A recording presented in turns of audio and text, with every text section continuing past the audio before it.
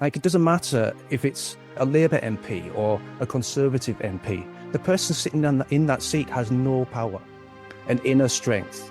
You know, people are finally just throwing off the shackles of those labels that weigh them down, such as racism or Islamophobe or like the Cockneys. There's probably no more Cockneys. They're gone forever. It's such damage to the country. It's such cultural vandalism. It's a terrible crime. It really is. Hi everybody, and welcome back to Nick Talks. This episode's new guest, still amazing, but he's new. It's Dean O'Bain from a very popular YouTube channel. How are you doing?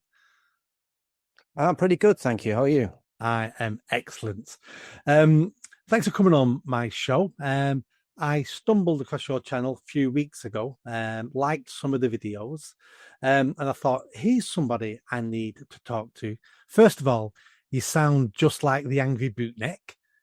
You've got the same accent as him. And I thought, well, if you've got the same accent, you must be a good guy. So I thought, I'm going to reach out and see if you want to come on the channel. I take it you know who the Angry Bootneck is.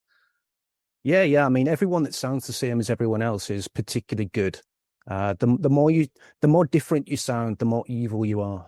Yeah, absolutely. Let's jump into this. You do lots of videos, several a day. What's your take on the state of the country at the moment? Is this a new thing, a long-term thing? Has there been a slow decline? Are we getting worse? Who do you blame?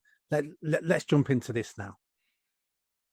Well, it's a broad subject. You can't really, if you wanted to, you could either pin down into a very narrow range of not necessary issues, but symptoms. Or you can go broad strokes and look at everything and think, well, what's the bigger picture? And it depends which way you want to go about it either. Like, you could see this as always a good thing, you know, if you're on the wrong side of history, or it could be a bad thing. You know, it depends on what exactly your outcomes are, who's winning, who's losing, what the motivations are long-term or short-term, how many players are involved. There's a lot to compress and really go over. So ultimately, not good. I think we need a little bit more than that. I could done this video by myself and say not good. You do videos every day. You're covering some very serious topics. You're delving into some of it. What do you think? Why are we in the mess we're in? Well, it's generational betrayal through obviously outside interests that have set up mechanisms within government that have dissolved any kind of accountability or control over the people that we're electing into positions of perceived power. So it doesn't really matter to a Conservative or a Labour MP who's filling the seat of power at any given time, when all the machinations behind the scene are going on as clockwork, regardless of who's actually sitting in that seat. And that's where we get the term uni-party from. Because it doesn't, it's not even the they're not in control.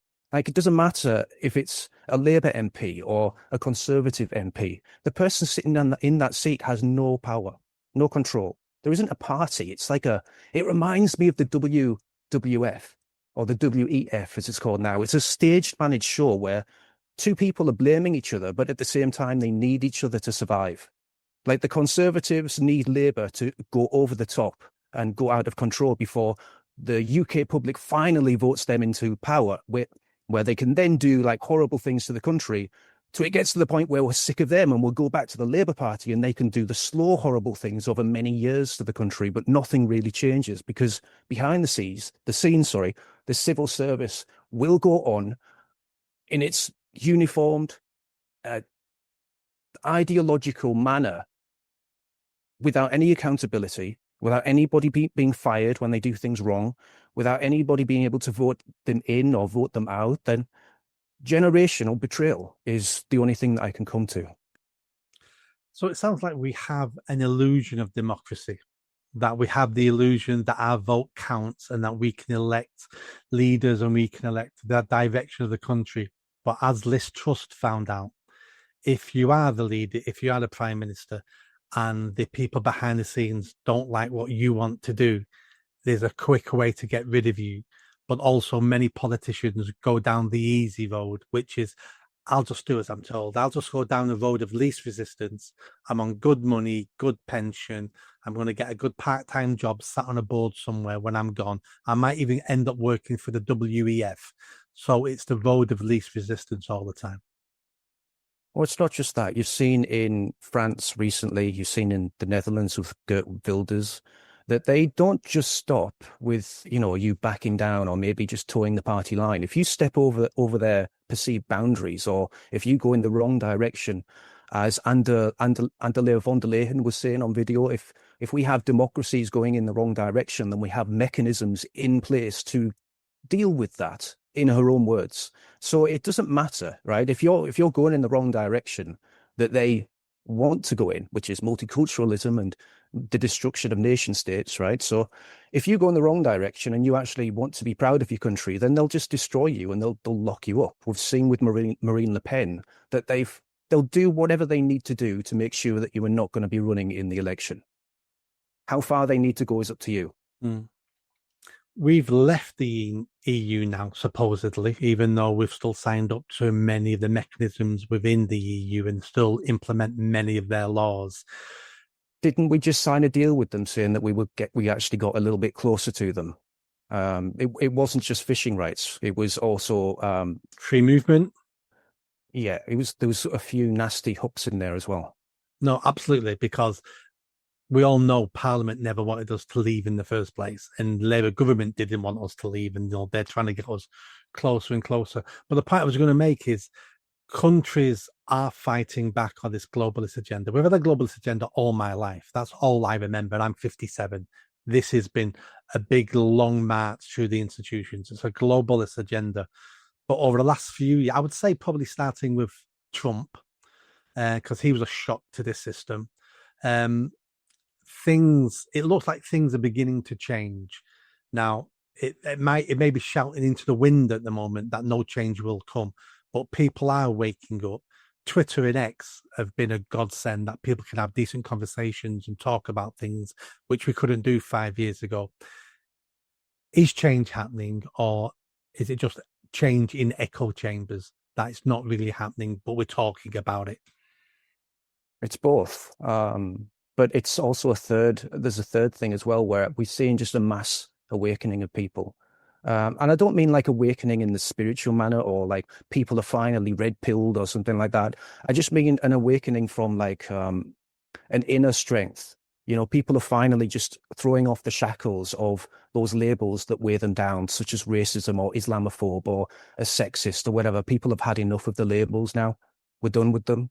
They were quite annoying, but we put up with them for a while. But they're just annoying, and we're tired of them, and we've had enough, and we don't care what we're going to be called for just wanting, normalcy, sanity, a country that works, a country where you're not scared of leaving the house, a country where you're not scared of being in the house.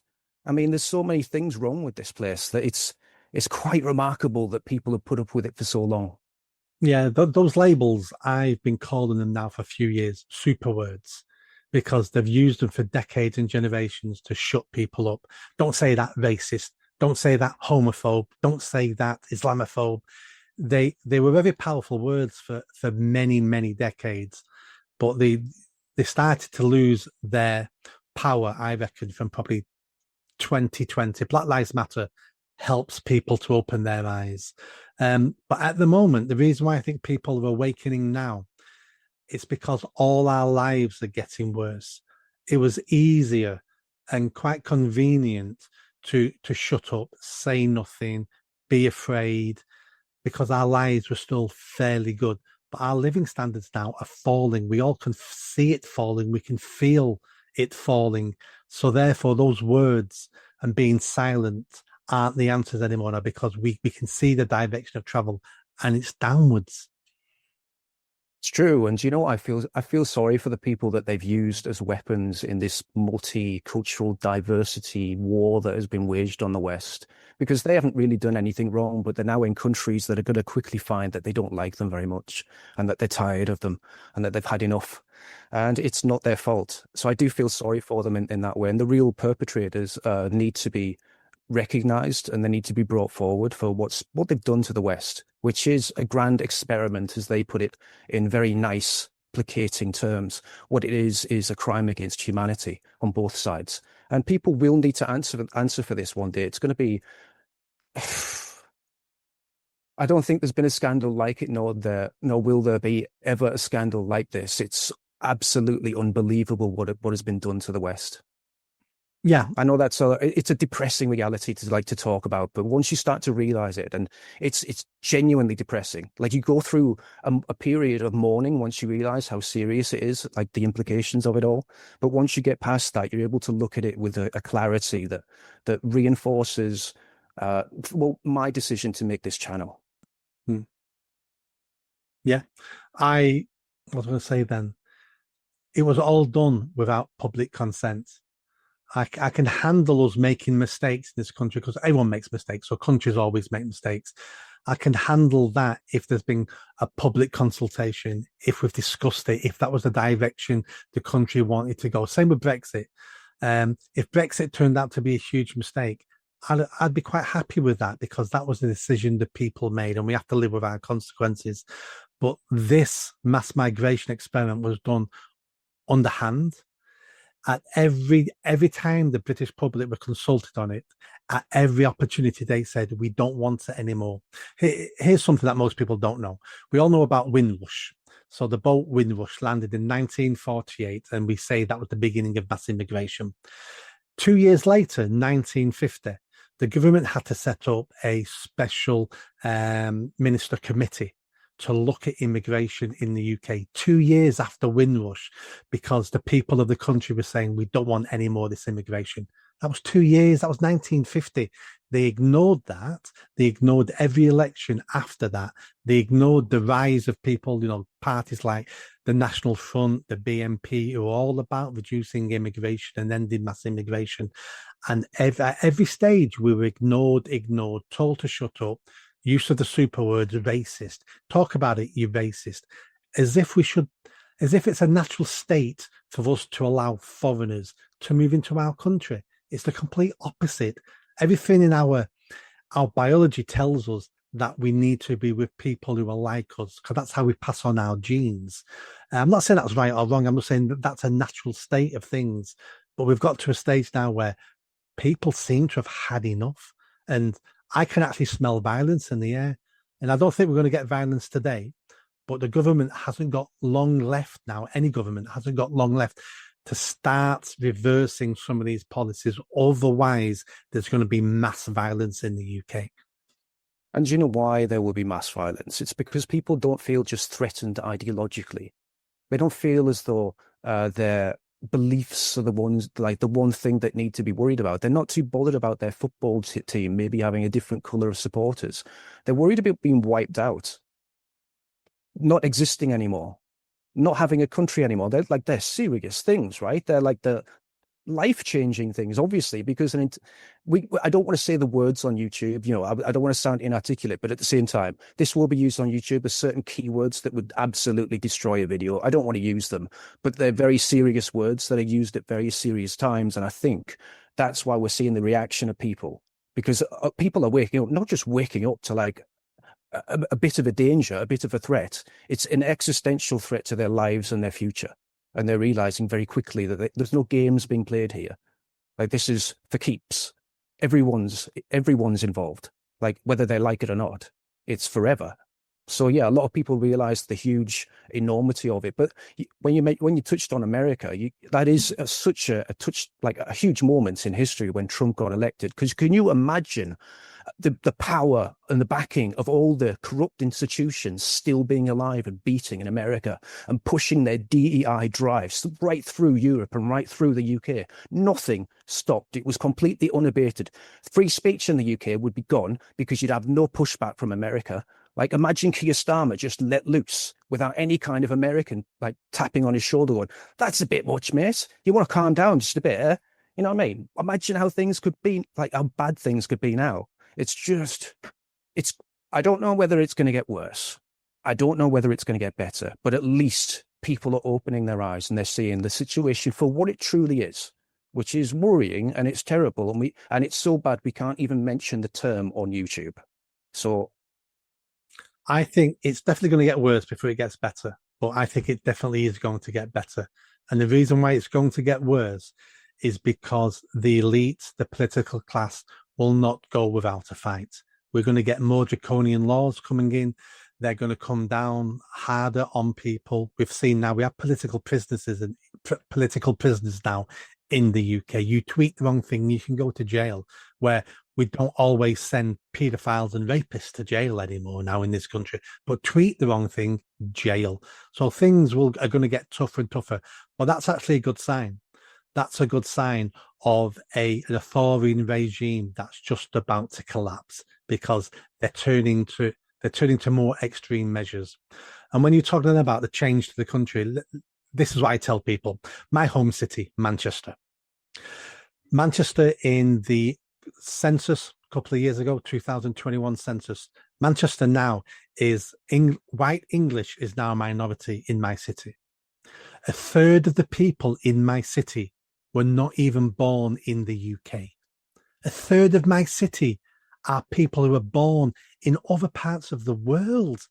That's all happened in my lifetime. The change is absolutely shocking in many parts of the country. What's it? Yeah. What's it like in your neck of the woods? Well, Middlesbrough's just a hop and a skip away from Manchester. It's like, what, an hour and a half or something. So it's exactly the same. It's probably progressed a little bit worse because Middlesbrough is a smaller town.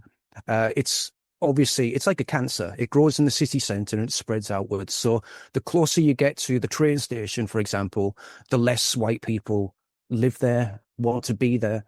It's a pretty harrowing place to be. And you know, I will say something for Middlesbrough, though. It does have the heart of a lion. Like, the people there, they have true grit. Like, they just do not give a shit. They have genuine grit. They were the first people to criticize King Charlie on his merry hop around the UK, on his sponsorship tour, or whatever he does for the country. And they were the first ones to say, "Not my king," which, you know, that's their choice. And, you know, I like stuff like that. Middlesbrough was one of the first ones to kick off during the riots. It was, I mean, during the movement of peace that went throughout the country. So there is, I'm proud of where I'm from. I'm proud of the people. I'm proud of our country, culture, history, you know, all the big words. I'm proud of all that stuff. I don't think it's something that we should be indoctrinated to accept, that it should be just a passing phase in our history and we move on to something that's completely foreign and completely made up in a lab on a spreadsheet or something, and just accept the destruction of our national sovereignty and identity, but also the regional identities. Like, that's going to be, once those are gone, they're gone forever. And I know that they're going at a fast rate as well. A lot, like, you look at London with the people like the Cockneys. There's probably no more Cockneys. They're gone forever. It's such damage to the country. It's such cultural vandalism. It's a terrible crime. It really is. I know I'm swinging from like trying to make jokes to being like serious, but like, you can't really get away from how serious this is and what the damage to the country is. It's historic. It's forever. Like, how do you get this back? Yeah, no, absolutely. I saw one of your videos the other day, and you were talking about recruitment in the army. You referenced the American Army and the British Army, and you showed two advertisements that the armies in both countries are doing to attract more recruits. Could you talk about that for a minute? Yeah, sure. It just showed the disparity between the way that the UK government perceives its people and the way that the American government perceives its people. And the video is a really stark portrayal of that. And if you really want to find out what the government thinks about you, go watch that video. The American one was what you would expect maybe from 10 years ago, even though it was brand new now. It was tanks and blowing up and men training and diving into water. And it was showing you what masculinity is about, putting your life, you know, for your country, looking after the people next to you. And it was what an army advertisement looked like nearly all my life up to about 10 years ago. And then It looked like a 90s movie.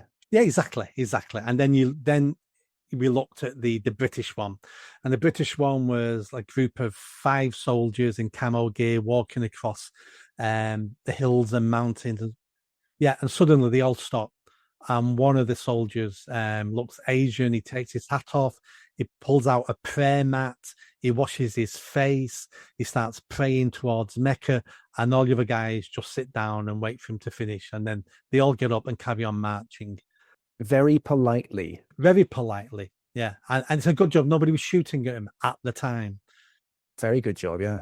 And it was basically saying, if you're a Muslim, please come join the British Army, which is quite surprising because there's only about 500 Muslims in the British Army.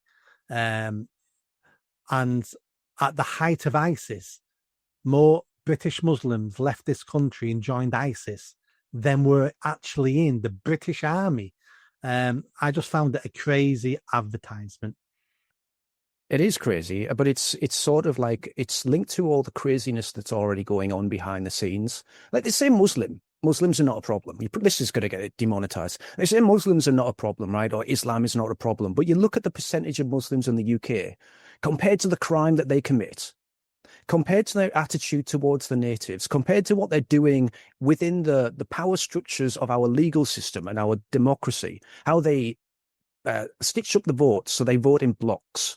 They vote for one person and everyone has to vote for that person, regardless of what they think. Their imams will tell them within all the mosques to vote for that one person. They make a mockery of democracy. And then when they're in those positions of power, they legislate for anti-white law and discrimination against anyone who deems or speaks about their religion in any kind of terms that is not the best, most endearing, the most amazing. So if you see even a slight thing about Islam that's negative, they want to do you for Islamophobia. And of course, that reaches into how people report on the crimes, who reports on the crimes, whether they listen to those people, how far they investigate it, who investigates it, whether they're actually culpable for them. You know, it's far-reaching, it's very cancerous, it's very disgusting. I don't like it very much. I think there should be more done about it.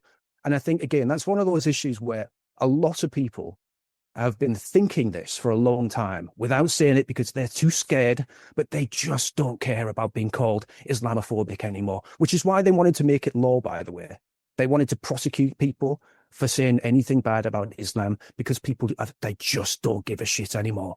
They don't care about being called a racist. They don't care about being called Islamophobic or a xenophobe or a bigot or whatever else you want to call them. They're done. The labels mean nothing anymore. And you mentioned this earlier. Why? Why don't they mean anything? Well, I think the BLM thing was the straw that broke the camel's back. I think we realized then that it was never about race. It's never been about race. It's never been about tolerance or any of this. It's about the destruction of your values and only yours. They're going to tear down your statues and only yours. They're going to change the law so it favors them and it doesn't favor you. And they'll call it equity, right? There's all kinds of things that they're going to do to make sure that you are pulled down while they are pushed and elevated. And we see it. It's linked to racism, but you can link it to Islamophobia. You can link it to anti-Semitism. You can link it to anything that tries to shut you up. The label itself is the toxic thing that wears you down and puts a collar around your neck. Yeah, absolutely. And I'm writing a book at the moment on Anglophobia, hatred of the English, which also means the British, which also means the Anglosphere, which basically means the Western world. That's what Anglophobia means now. And I've come to the conclusion in that book, and one of the chapters is dedicated to it.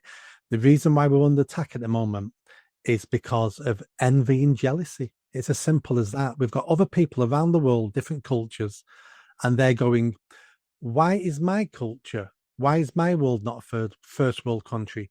Why are we failing? It's either because they're better than us or they've cheated. And do you know what? It's easy for me to accept that they're cheated. They rob the world. They're evil. White people are colonialists. White people empire. White people are racist. They've kept everybody else down because the alternative is we're just not good enough. And I don't think anyone can accept that internally. Well, the thing is, and I'm going to stick my neck out a little bit here, but it might have something to do with fear as well. Like, I think fear is like a really strong motivator of people that we often don't look into, because fear is something that it's pervasive, and it lasts a long time. Like, you might be happy, right? For a short time. Like, someone gives you a coffee, very short time that you're going to be happy. You might have sex and you might have euphoria that lasts a short time, and then you're back to normal. But fear sticks. It stays with you constantly. It never leaves you, and it's actually reinforced with negative emotions and negative behavioral patterns. And as you live your life, you've got this fear that you carry around, and you're constantly feeding it with all your negative stereotypes and all the bullshit and the indoctrination that you're taught. And you see it every day, right? Even if it's not there. That's the thing that we need to tackle, that absolute garbage. That's the thing. I don't know where I was going with that. Wait, I've just skipped off the beat. What was the initial question? We were talking about jealousy and envy. Yeah. Okay. So it's the fear that they hold, that they carry around, that they want to get rid of, right? They don't want that fear. It makes them feel uncomfortable. And the only thing that they can do to get rid of that fear is to destroy the thing that scares them, destroy this white identity, destroy this white history, destroy this white culture, this thing that they're told is oppressing them 24 hours a day, that's scaring them all the time. Destroy it no matter what. You can lie, you can deceive, you can do whatever you do to get into those positions of power that allows you to pull that lever that destroys the thing that is scaring you. And let's not forget, fear is a natural base emotion. Fear keeps us alive. You know, it can be warped sometimes, but being fearful of a saber-toothed tiger is quite a sensible thing to be fearful of. Being fearful of strangers is quite a sensible thing to be fearful of, because you don't know what those people are going to do. Fear keeps us alive, but it can be warped, especially when there's especially when there's nothing out there to be fearful of. That's the best one. That's the best one. If you can make people scared of nothing, if you can make people scared of something that they are creating themselves, this idea, this thing, this nebulous vacuum that they can fill themselves, that's genius. I mean, it's self. I don't want. Is it propagating? Self-propagating? Is that the word? Yeah. It just goes on and feeds itself. It's genius. Don't get me wrong, but it's insane. Like, it's mental. And honestly, I do think, I will say this, I think that the West itself, if we weren't infected with this self-delusion, this doubt that gnaws at us, or this belief that we're not allowed to be proud of ourselves, and we're not allowed to really try as hard as we could, imagine what the West would look like. So their fear is probably in a grounded reality. Like, if white people really decided, you know what, fuck all you guys, we're just going to make the world the best for us. Not good for them. Like, really not good for them. Like, I understand where the fear comes from, but they have gone way, way over the line. Like, this is invasion. Like, there's no two ways about it. This is a crime against humanity, like I mentioned earlier. This is too far, and this will be remembered for all time. So I would advise them: you either finish the job, or holy shit, reap the whirlwind. No, absolutely. And I'm not sure which way. Well, I know which way it's going to go. I think we will start seeing reversals of some of this, but it's gone too far. Our countries will never be the way they were 30, 40, 50 years ago. We'll never get back to that, but we can stop them getting worse. And I reckon we can improve them to a certain amount. But there's been long-lasting damage has been done. Irreversible damage has been done. But that doesn't mean we don't try to save the country, because the country is still worth saving, but it's never going to go back to the way it was. No, we've been changed irrevocably forever, and we've got to deal with that. It's actually kind of hard to come to that realization, but this will make us stronger. Like, I do believe that, diversity, no, I don't think so, but experience makes you stronger. Like, if we survive this and we get through it, I think this will make us a really powerful force. Like, the national spirit that we're going to rejuvenate is going to be immense. The pride in our country will be immense. Like, the vision that we have, like, imagine businesses were deregulated so that you no longer had to jump through all the loops that you needed to just invent something. A fucking product, a brand new thing the world's never seen, but you have to go through all of this bureaucracy and garbage to even get the product in a UK shop. It's ridiculous. You're not able to invent it yourself. You're not able to, the small businesses in the country, crushed, big generations. I'm looking forward It's my dog. I'm looking forward just to having freedom again, you know, in the country, and actually being able to have a country that it works for the people. Oh God, can you imagine that? That would be amazing. Well, that is a perfect place to end. That we have a country where we're free and we have freedom. That's what we all want. Dino, thanks so much for coming along. For everyone, please go in the description of the video. Dino's contact details, sorry, his YouTube channel will be there. Make sure you subscribe. You'll enjoy his videos. Dino, thank you so much for coming on today. All right, Nick. Thanks a lot. See you later. Cheers. Bye-bye. Bye-bye.